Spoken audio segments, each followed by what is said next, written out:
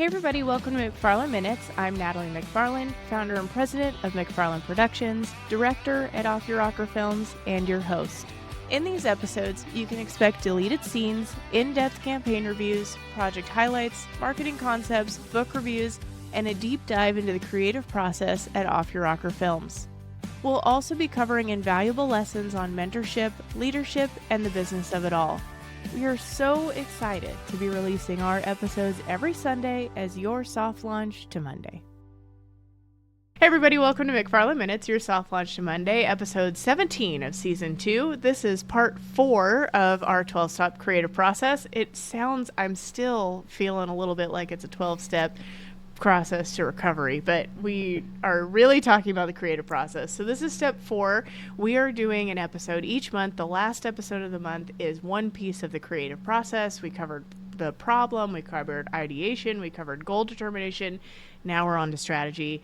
If you haven't watched 1 through 3 parts of this series, which would be episode 13, episode 8-ish, and episode 4-ish, don't quote me on that because I don't have them in front of me, but it's the last episode of each month. If you haven't watched the previous episodes, you should really watch those first, then come back, watch us chat about strategy when it comes to the creative process after you've watched the other other three. Okay, strategy. When we're talking about, we've been utilizing video, we're talking about creative process, video related for this thing. We're going to continue talking about video through the rest of the series. But when we're talking about strategy related to video, we're going to take all the things we've already talked about and then determine what the heck are we actually going to do with this thing to make all this goal determination, ideation, problem, all those things, or how are we going to actually achieve that thing through where it goes? So what platforms? Are we going to do multiple cuts of it? Is it going on multiple different kinds of platforms? Are we repurposing the content? What does that look like? So Ryan, you have notes as always. Why don't you kick it off? Yeah, well, I think, you've heard the term strategy meeting many times, right? And I think that strategy meetings can be awesome when you're talking about how you're actually going to roll out your content, especially after you've already set your goals. But I think it's really important that you're paying attention to a couple of pretty specific things, no matter what type of strategy you're going to take. So I think from a video perspective, first off, we need to discuss what platforms your content is going to live on. And I say platforms with an S, but I do want to acknowledge the fact that it's very possible, and I think in your benefit, right, to have high quality content on fewer platforms than to have low quality content spread across thin on many platforms. Yes. So when I say platforms, I don't mean that you're trying to hit every single digital platform out there, right? Choose which ones you are striving for. Yeah. And then from that point on, decide how it's going to live. Natalie might be able to speak more to that, but that's at least what I think. Yeah, for sure. I mean, I think what we're talking about too, from like a platform perspective, is like the bigger picture of platforms, right? Like, is this going on your website? Is it going to live on YouTube? Is it going to be in a movie theater? Is it a television commercial? Is it social? Is it somewhere in between? Maybe it's all of them, right? Maybe it's showing up at a trade show booth. Maybe it's a jumbotron. Like, there's lots of places that video can be displayed. Even restaurants sometimes have like paid ad space within a restaurant, or a hotel can do it as well. Are they going to have audio or not audio? Understanding those platforms, I think, is a bigger issue than necessarily like how many of each individual kind that we're going to use, right? Like for social's perspective, we should be picking the platforms, like you're saying, Ryan, that are the best performing for that particular company, right? So barbecue sauce maybe is better on, I'm going to go out on a limb and say it's better on TikTok and Instagram and Facebook than it is on LinkedIn, right? We can probably skip LinkedIn unless we're doing like a B2B thing, but that would be a completely different strategy than what we've been talking about. Well, what a lot of people might bring up, right, is the fact that we can just decide strategy after we shoot, right? Let's just fix it in post, right? Let's just do it later. But if you end up wanting to put an ad somewhere vertical, say on Instagram Reels, or even worse, say in an elevator where they have vertical ad space, and you shot too tight on horizontal, and now you can't fit it in vertical, what are you going to do, right? So it's important that you discuss and you decide where your content's going to live, and on what platforms you want to produce your content on. Otherwise, you're going to end up in between a rock and a hard place, and you're going to have no idea what to do with your content. I mean, I totally agree. I think, like, if you're not talking about where this stuff is going before you do it, like, I've got to know where this is going in order for me to deliver you something that makes the most sense. The other thing that I actually just talked about, I spoke at Texas A&M recently in their photography class, and I think it applies to this as well, but understanding what type of screen this is going to be displayed on will impact, like, color, it'll impact contrast, it'll impact, like, a whole plethora of visual things that you need to be thinking about as it's displayed, right? If this is going to be shown on projectors are classically like very like just soft, right? They're not as focused. You don't get as many colors. It's not as clear. The contrast is not as good. You lose detail in the background, right? Like all of those things have to be made aware of so that I'm not designing something that requires the background if you're just going to show it on, a projector or something like that, particularly a projector in a bright room. So, I think kind of understanding how it's being displayed is going to be a major piece of this. My favorite thing, content repurposing. How can we get as much bang for your buck, as much done content-wise as you possibly can out of this content, right? When you hire a production company, and we're doing full production for, a short film or whatever it is, it's an investment. You're going to spend some dollars up front doing that, right? You're going to spend some dollars delivering the ad spend. You're going to spend some dollars. Like, there's a lot of dollars that go into this. We better make it run as far as it can run, right?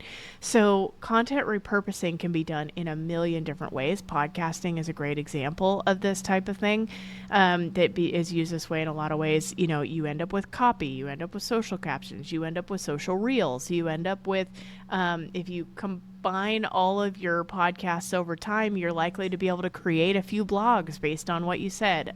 You could pull stills out of it. You could end up with email marketing stuff. You end up with SEO related stuff. The list goes on and on and on and on and on.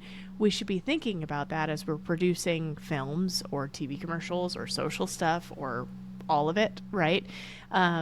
So that we're able to utilize that content as much as possible to make it the most meaningful and most impactful content that you can create. Movies are really good at this. Any movie that Ryan Reynolds is in, like Deadpool, utilizes it in so many ways. If you look at the way that they utilize the content that they produce out of that movie, you can almost get the whole Deadpool movie. If you just search Deadpool online, you could just about watch the movie if you watched it in enough different platforms, right? So you'll either get memes or you'll get interview clips of him talking about it, probably teasing whatever the guy's name that plays Wolverine. It's gone and probably just got a bunch of boos from people watching this because how dare you forget the guy's name. Anyway, the point is they utilize it to an extreme, and the Deadpool movies are successful because they do that, right? They didn't just make a movie and throw it up in theaters. How many movies go by and you're like, I've never even heard of that one, right? It's because they didn't do this content repurposing piece. They didn't utilize it to its fullest extent. They didn't make it reach you. So as a video production company, right, if we're not doing any of the distribution of this thing, we're just creating the thing, we could create the world's best thing that ever could have been created for the barbecue sauce company. But if nobody sees it, then it's not a great piece of content, right? So how you repurpose that content and how you distribute that content needs to be part of the strategy in the beginning so that you end up with the assets that allows you to create a Deadpool, right? Instead of creating, there's probably 3 movies in theaters right now I've never heard of, because they haven't done a great job of doing the content repurposing and promotion perspective. So create a film, sure, maybe, but you can't just create the film. So strategy-wise, I think it's huge. Go ahead. Sorry. Yeah. I totally agree with you in that way, and I think that there are a couple aspects that play into that, but mainly I think what ultimately makes Deadpool also successful is that after you've seen the interview clips and you've seen the memes and people quoting it online, and they're using, I say GIF, some people say GIF, whatever you want. They use them in the comments and stuff like that, and they send them in text, right? You get all that stuff, right? And then eventually, hopefully, somebody's going to watch the movie, right? And at that point, you want to make sure that what they're watching is enjoyable, it's good, right? Because there is a lot of content out there that gets repurposed, and I think maybe in some ways, the repurposed, it was almost made just for the repurposed content, right? Like you see some of the lower quality stuff that was maybe just made in order to kind of get some of that traction online. And to me, that feels kind of backwards. I personally see this a lot with like reality TV shows, right? You see a lot of like the memes and quotes and screen grabs, and then you go watch the show and you're like, wow, this is just okay. You're like, actually, I think the screen grabs might have been better. Not in Deadpool's I'll just stick to the one interview. Right. That's what I'm saying is why that's so successful, right? Is because it works so it works harmoniously. I don't know. I would harmonious. I like works I don't in harmony. know what the actual is. And yeah. Also on recycling content, one thing that I wanted to mention was how impactful it can be to talk about this stuff early on, right? Because you look at some of these companies that have been around for hundreds of years. Natalie's been having conversations with some of these people. When you look 100 years in the future, right, at your company that maybe is going to be celebrating that long, you look at what you're doing right now and how you can recycle some of that content in 100 years in the future, right? You see a lot of this in like the Olympics, for example, right? They're showing like, here's what happened 50 years ago in the Olympics. And they've got this pretty good project that they certainly made with the intent for it to live on for a very long time. And I think making content with the idea that it's going to be able to live for longer than, a couple days, I think that can be really powerful and useful down the road. I'm going to say right now, but this episode comes out in April, so like probably actually 2 months ago. It was like a trend on social, right, that like 2026 is the new 2016, right?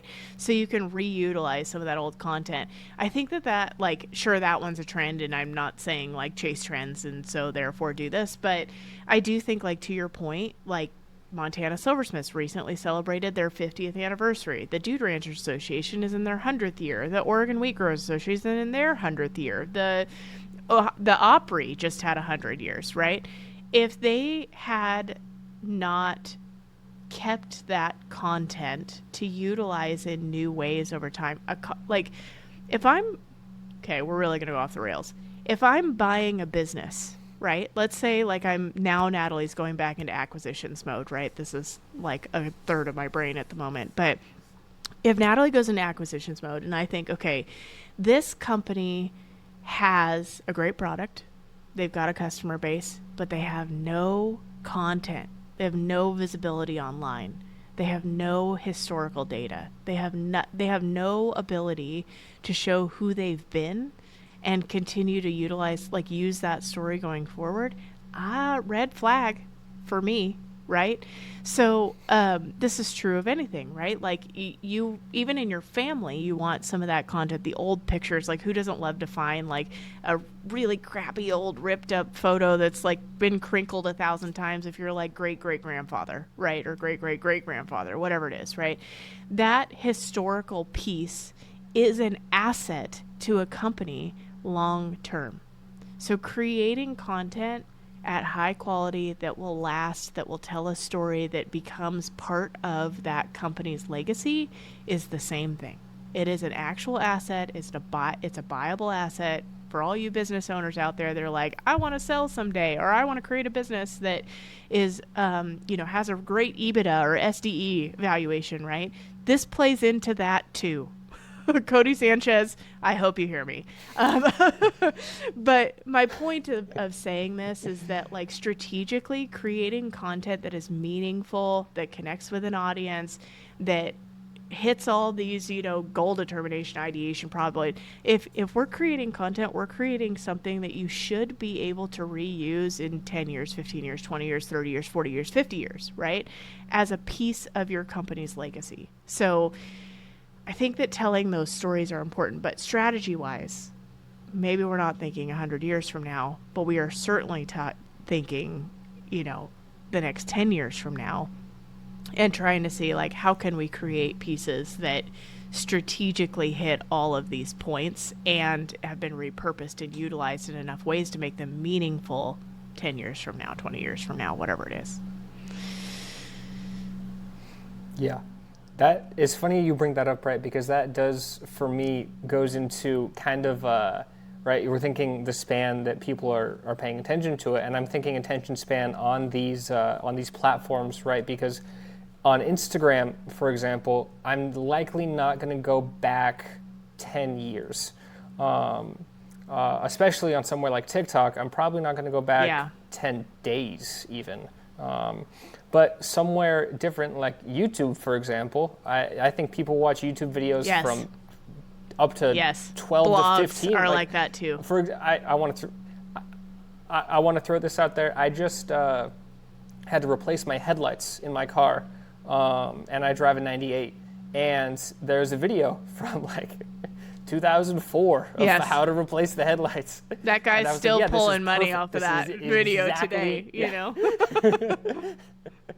I was like, this is exactly 2004, what a year after I was born. God, yes. You just turned me gray on camera, Ryan. I started high school in 2004. Thank you for that. What I get from that, right, is that the content that you're making and where it lives, I think, goes hand in hand, right? If you want to chase trends only, right, if that's what you're doing, just know that YouTube probably isn't the best place. And I think that if you're only chasing trends, you're going to have to make so much content that the quality is probably going to go down, right? And you're going to get those short attention spans, but that's it, right? You're going to get exhausted. You're going to get so exhausted because half of your job is just going to be scrolling social media looking for emerging trends.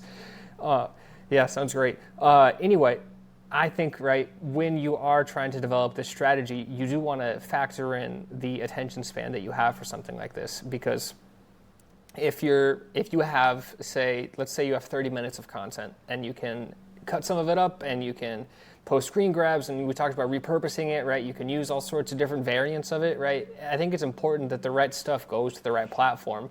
And the idea of convergence, right, is that it's the same idea, experience, content, right? It's all the same bubble. It's just different parts of the bubble that are going to different places. But ideally, it all leads back to one place. And I think that you want to kind of have that funnel set up so that, right, when I see a Deadpool anything, I know that it's Deadpool. I know that it's a movie. I understand all that stuff. And you want to have that in place for when you roll out your strategy. One more little point on strategy that I think sometimes gets overlooked. BTS, behind the scenes stuff, right? I think, like, if you watch some of the videos that, like, I think it's Vols maybe that did, was it you guys that did the behind the scenes? Anyway, there's a bunch of videos where you get like this stellar I think I know what you're clip talking and about. Somebody's like, how did you do that? Savannah Bananas does this too, right? Like they'll show like this guy dancing from the top of the stadium, and then he jumps onto the field and he's like running across the field, and they're like, but what about the video guy? Like, I want to see the camera operator for this. That camera operator video showing the camera operator also jumping off the wall and like running backwards full speed, that one gets more hits than the actual original. Like the video you made, your BTS video got better, right? I think it is not to be ignored how these things are produced. Like, I think that should be part of the strategy, and it's something that we try to implement as often as we possibly can. You know, we did that with Ag Texas. We did it with several of them, right? Nice Job Cowgirl. We've got a lot of BTS type stuff that's related to that. Who doesn't, like, I won't say that quite so strongly, but there's a reason that most movies have like a behind the scenes special look like sort of thing that's done with it. And like, I don't think movies necessarily are the best example of like the highest amount of like consuming of that type of content, but social dang sure is. So like utilize that as part of your strategy as well, to have some behind the scenes type stuff on top of the stuff you're actually producing. So that's that.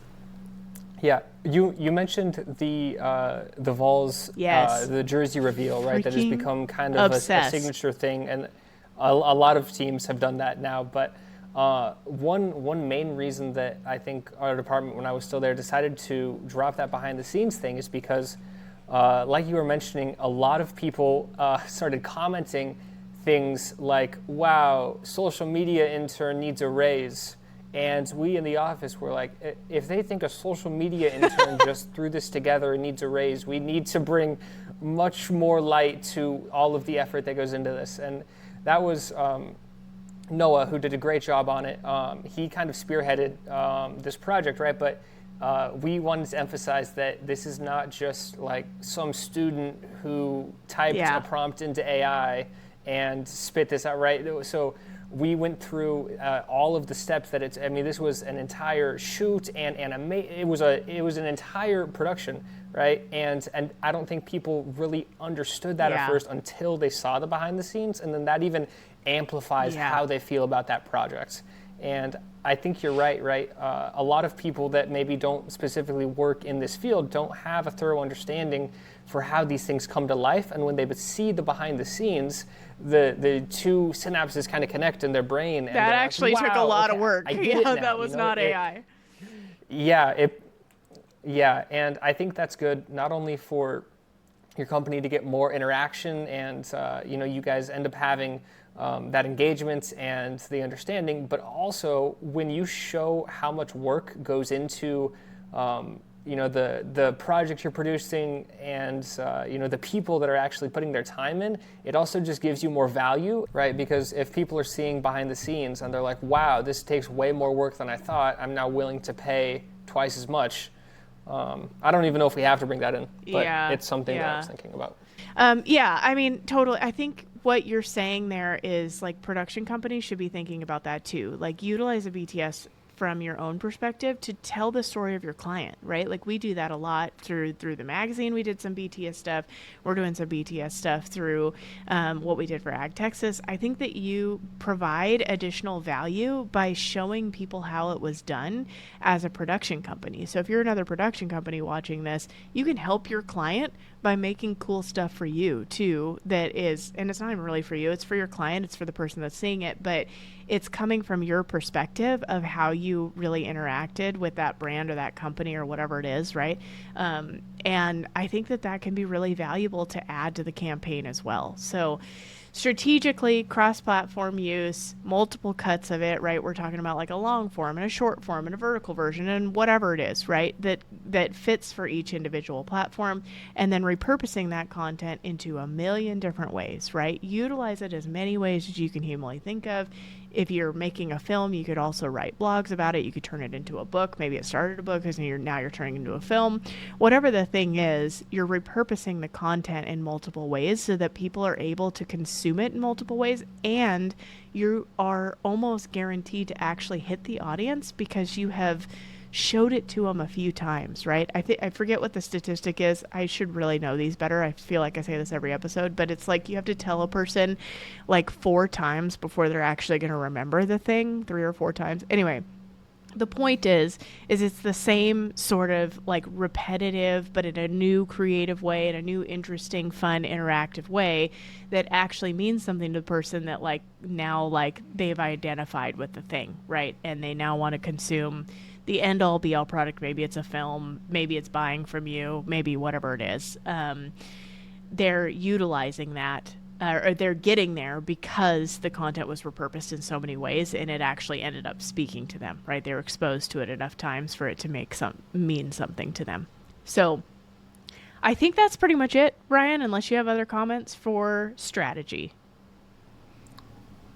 Cool. That I mean, sums it strategy up is a for huge me. topic. We could really talk for probably 12 episodes just on strategy, but that's the overarching piece of it. So next month will be storyboarding. So end of May, last episode in May will be storyboarding. That's probably going to be my favorite one. I feel like it's our favorite one to do in-house because we get to dream on it and write it up and turn it into a thing that like you can kind of see in your head. Now we get to go make it after that.